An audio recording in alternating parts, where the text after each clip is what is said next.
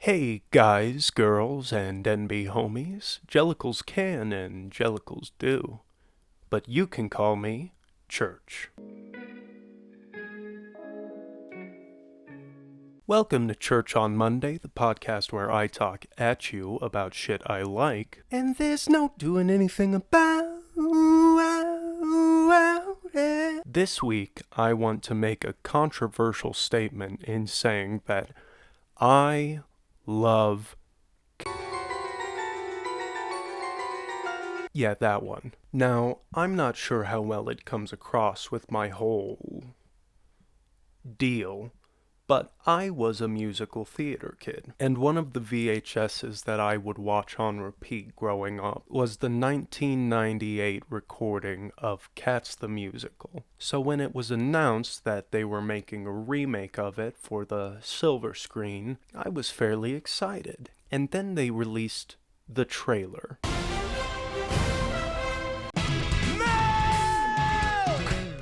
And that didn't look so great, but I was still hopeful. And then all the reviewers fucking hated it. So I just never watched it. I thought, oh, this is just a shitty horror show that I'm not gonna bother with.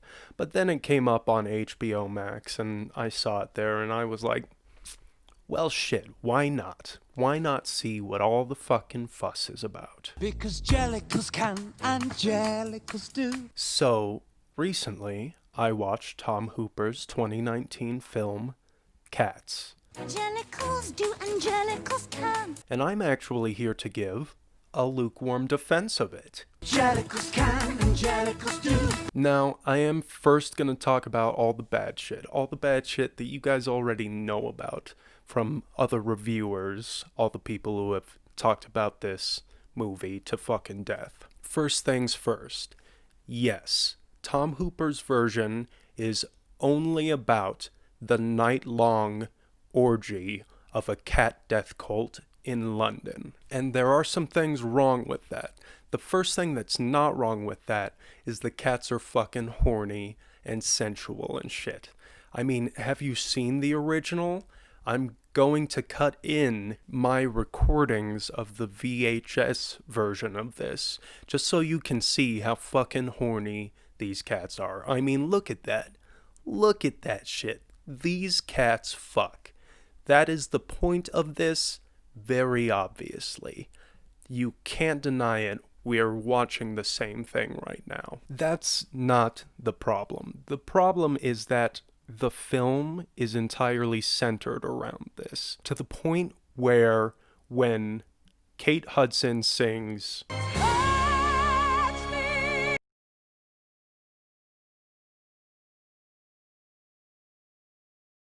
it lands on its fucking face. Like, how do you remake Cats and totally neuter Memory? Memory is the entire point of the original musical. It's the thing that recontextualizes the entire musical and shows the emotional arc of the characters. To help you understand, I want to show the entire emotional arc within the original.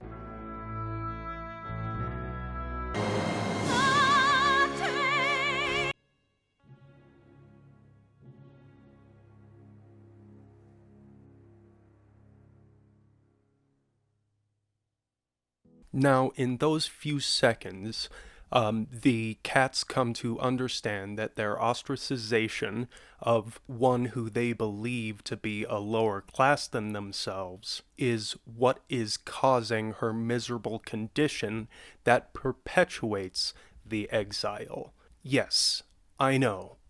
Fucking social commentary in Cats? You're really expecting me to believe, Church, that this social commentary was intended in Cats?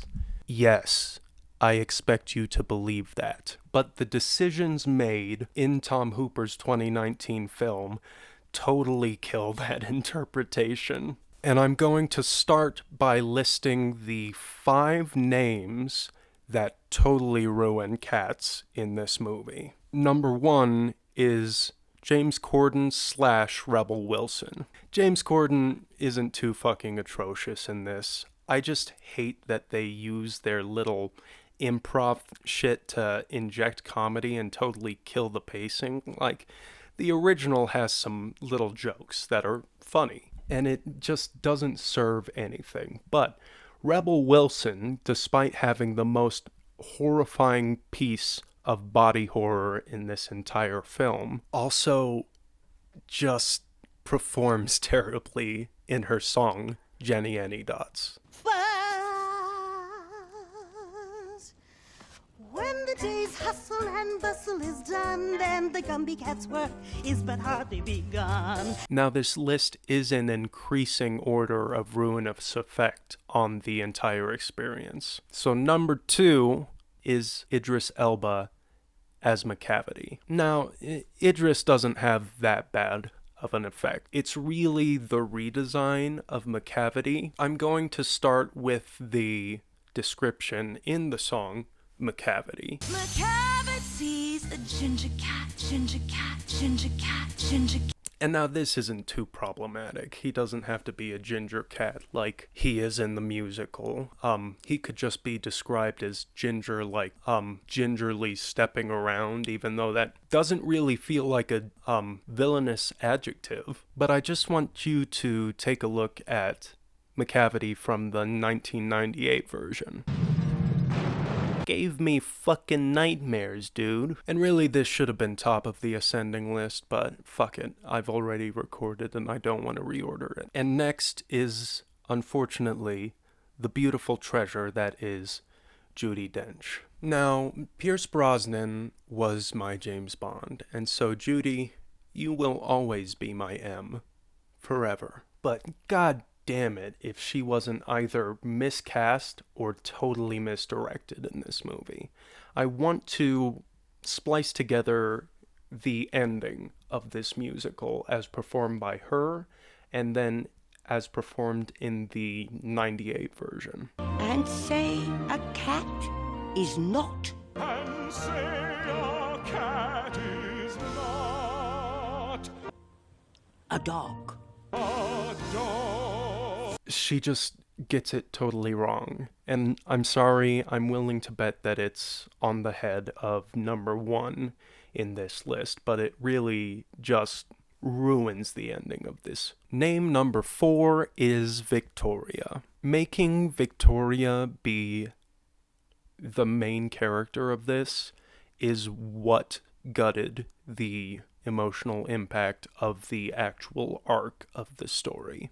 I understand wanting an audience surrogate, but there's a reason this seems to only work as a stage play. And really, I feel like they could have done it in a way that didn't need this audience surrogate as a protagonist. Because, really, it kind of ruins the whole fucking thing. Which brings me to name number 5 at the top of the list. Was I counting up or down? I probably fucked that up. Just like Tom Hooper. Yeah, sorry, Tom, but all of these decisions come down on your head as director. Especially the decision to mostly not pump the orchestra into the soloist's ears during recording. That was just dumb and bad. You should have made this like an actual, statical. But anyways, over to Tugger. Tugger, what you tugging for? Great. Now, with all of that being said, fuck you. Fuck you, Microsoft. Suck my fucking cock. Now, with all that being said, you're probably getting to the point of saying, Church, Lukewarm is doing a lot of work in that title. But just trust me for a second.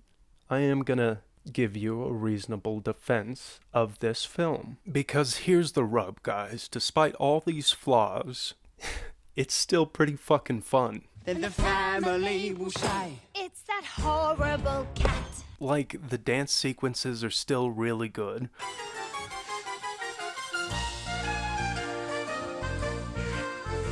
Which everybody said you only need to see this musical to appreciate the dance sequences. And they're fucking right. I mean, I am one to say because I did see Cats live at the Buell, so I kinda know my shit. But the CGI fursuits, doesn't that ruin the whole thing? Don't they look terrible? No! Come on, guys. The way they did it is just a Hollywood modernization of the original costuming in the play.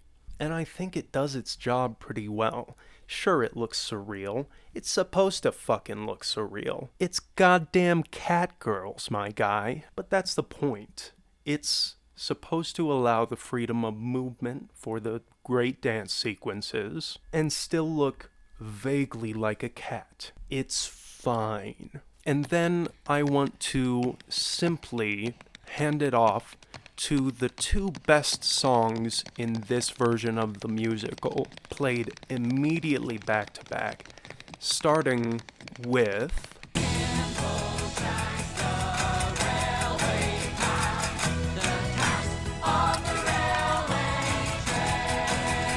and then immediately going into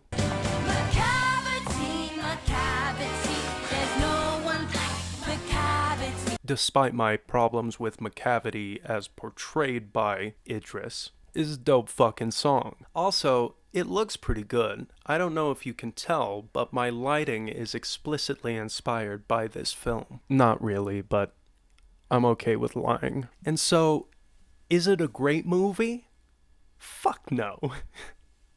Is it a fun fucking ride to modernize Cats and bring it to a new audience? Yeah, sure. I enjoyed it.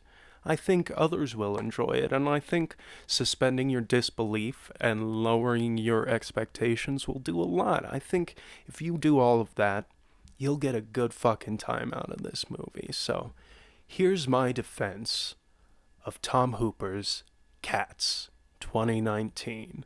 Suchong, would you like to comment on being passed over for Tom Hooper's Cats 2, Kittens Take Manhattan?